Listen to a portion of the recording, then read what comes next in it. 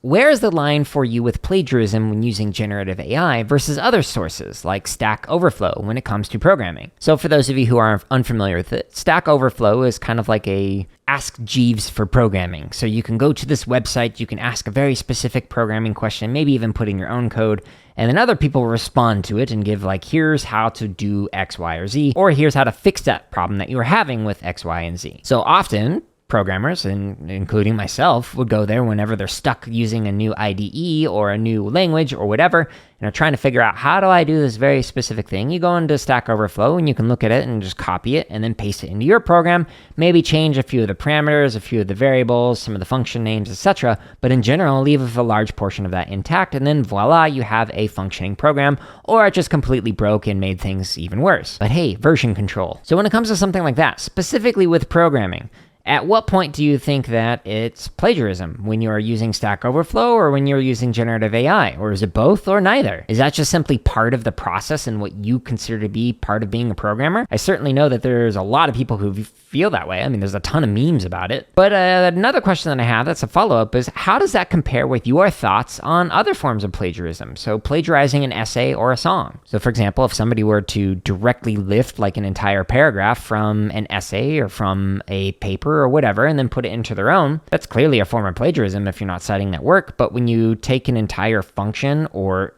like set of code, could be pages long, and put it into your own program, that's generally considered acceptable because it solves a particular problem. There might only be one way to solve that with that particular language in that particular IDE. It depends on how specific and complex the problem is. So even if you hadn't copy and pasted from somebody else, you would have ended up with very similar or the exact same code. So again, is that plagiarism for you? This excerpt was from podcast 187 of the CSK8 podcast, and it is titled, Will ChatGPT Get You Caught? Rethinking of Plagiarism Detection. And you can find this episode on any major podcast platform, on YouTube, or going to jaredoleary.com.